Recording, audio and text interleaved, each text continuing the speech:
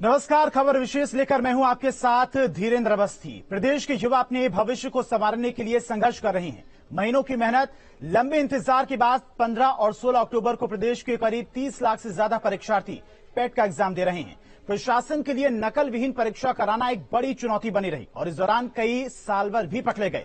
कई जगहों पर परीक्षार्थियों को परीक्षा केंद्र पर पहुंचने में काफी दिक्कतें हुई, लेकिन पेट की परीक्षा देने के कई फायदे भी हैं। उम्मीदवारों को किसी भी प्रारंभिक परीक्षा के लिए पुनः पंजीकरण कराने की आवश्यकता नहीं पड़ेगी। ये पेट परीक्षा देने के फायदे हैं। अभ्यर्थी 1 वर्ष तक सीधा किसी भी ग्रुप बी या ग्रुप सी पद की मुख्य परीक्षा के लिए आवेदन कर सकता है। एक बार प्रारंभिक परीक्षा देने के बाद अन्य पदों पर भर्ती के समय बार बार प्रारंभिक परीक्षा देनी नहीं होगी। तो ये पेट परीक्षा देने के फायदे हैं। 15 और 16 अक्टूबर को 30 लाख से ज्यादा परीक्षार्थी परीक्षा केंद्रों पर पहुंच रहे हैं। आज भी 2 पालियों में पेट का एग्जाम हो रहा है।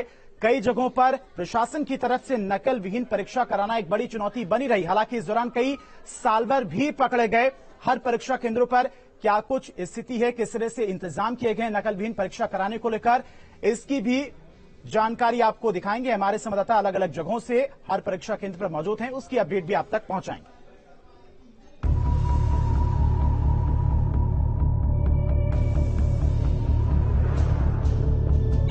जब परीक्षा सेंटर पर पहुंचने के लिए 37 लाख छात्रों की भीड़ निकली तो सरकारी इंतजाम पर सवाल उठ गए। रेलवे स्टेशन से बस स्टैंड तक हर जगह एग्जाम देने वालों की भारी भीड़ ही भीड़ नजर आई। कोई रेलवे ट्रैक फांदता नजर आया तो कोई रात भर रेलवे स्टेशन पर रात बिताने को मजबूर दिखा। सिद्धार्थनगर जिले में 30,000 से ज्यादा एग्जामिनी परीक्षा दे रहे हैं। इनके लिए 12 परीक्षा केंद्र बनाए गए थे। दूर दराज या दूसरे जिलों से आए छात्र काफी परेशान दिखे। इनके रहने खाने में काफी दिक्कतें हुई। ये तस्वीर है जिला मुख्यालय के बस स्टेशन की। पेट की परीक्षा देने आए अभ्यर्थियों के सामने काफी मुश्किलें देखी गई है। सिद्धार्थनगर जिले में इस समय 30,585 अभ्यर्थी हैं जो पेट की परीक्षा देंगे। वो इस समय उनकी हालत देख सकते हैं। या इस समय बस स्टॉप पे मैं सिद्धार्थनगर खड़ा हूँ, बस स्टेशन है यहाँ पे। ये रात भर किसी तरह से ये गुजारे हैं, काफी परेशान थे। कहाँ से आए हो बाबू पढ़ने आप? आजमगढ़ से। ये कैसे यहाँ रात बिताई आप लोगों ने? कैसे बिताए, मतलब वो जो हम लोगों को एग्जाम देना 14 तारीख को आए, बहुत कष्ट हुआ हम लोगों के यहाँ आने में, बहुत दुख हुआ। रात भर आप लोगों ने किस तरह बिछा के ऐसे बिछा के सोए थे, बहुत मच्छर काटा, बहुत परेशान हो गए, तबीयत खराब हो गई थी हम लोगों की। जी, कोई भी सुविधाएं न होने को काफी परेशानी की, तबीयतें भी खराब हो रही है, ये काफी दिक्कत भी हो रहा है इन लोगों को, काफी परेशानी भी है। और बाबू आप कहाँ से आए हो? सर आजमगढ़ से आए हुए हैं, 150 किलोमीटर दूरी से। सर इतना दूर सेंटर दिया है और सबका एक साथ पेपर करवा रहे हैं और बहुत दिक्कत हो रहा है विद्यार्थियों को। कुछ यहाँ सब व्यवस्था थी आप लोगों को? सर व्यवस्था तो थी सर, इतना ज्यादा भीड़ थी, बहुत ज्यादा दिक्कत हुआ। ट्रेन में, बस में, सब में बहुत ज्यादा भीड़ थी।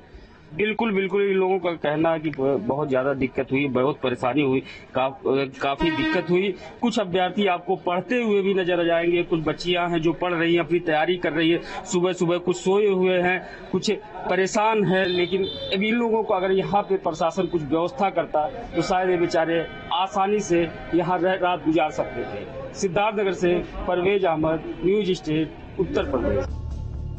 पीटी एग्जाम में सेंधमारी की खबर भी सामने आई, जहां कुछ मुन्ना भाई पुलिस की गिरफ्त में आ गए। पीटी एग्जाम में पैसे लेकर सॉल्वर बिठाने और अन्य तरीकों से नकल कराने वाले गिरोह के 11 लोगों को गिरफ्तार कर लिया गया। वाराणसी, शामली, बिजनौर, अमेठी, उन्नाव, सीतापुर में परीक्षा केंद्रों से कई मुन्ना भाई पकड़े गए।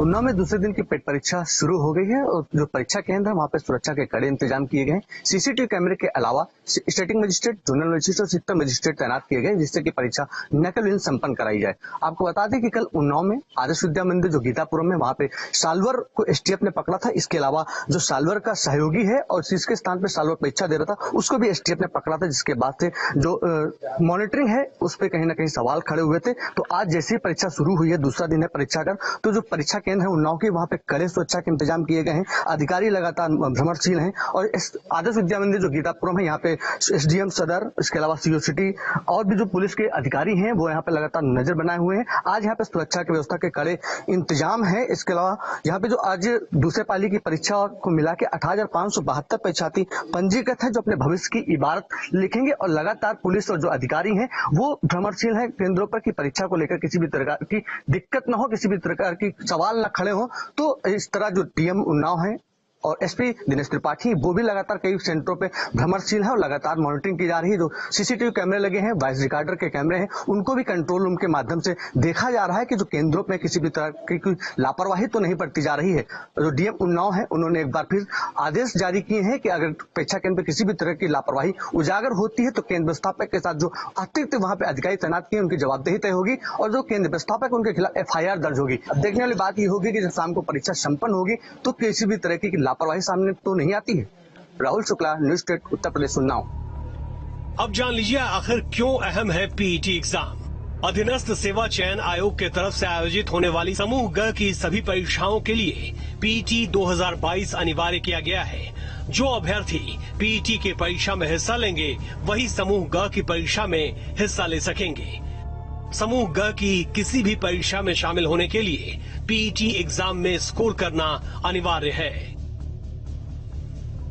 पीईटी एग्जाम 2022 का क्रेज इतना था कि इसमें 37 लाख लोगों ने आवेदन कर दिया।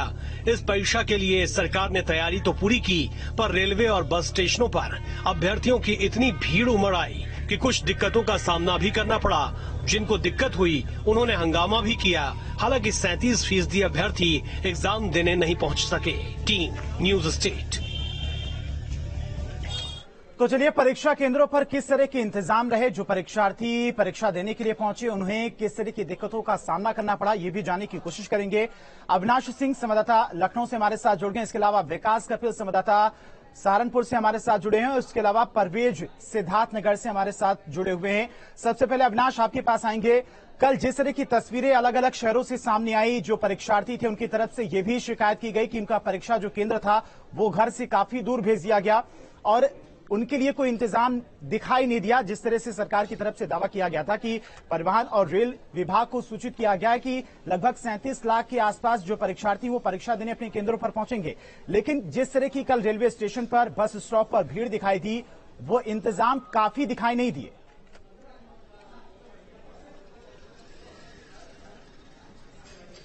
बिल्कुल, देखिए पीईटी एग्जाम का आज दूसरा दिन है और सबसे पहले आपको तस्वीर दिखा दूं, चूंकि एक परीक्षा केंद्र के बाहर ही इस वक्त मैं मौजूद हूं और देखिए दूसरी पाली की जो परीक्षा है वो 3 बजे शुरू होने वाली है। 3 से 5 की टाइमिंग है।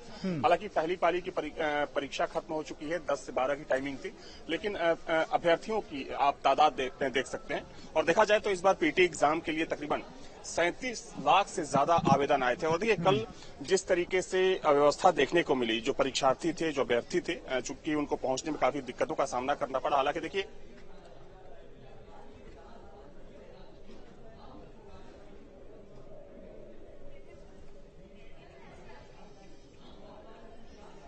ठीक है, अविनाश आएंगे आपके पास। तो परीक्षार्थी दूसरी पाली की परीक्षा के लिए परीक्षा केंद्रों पर पहुंच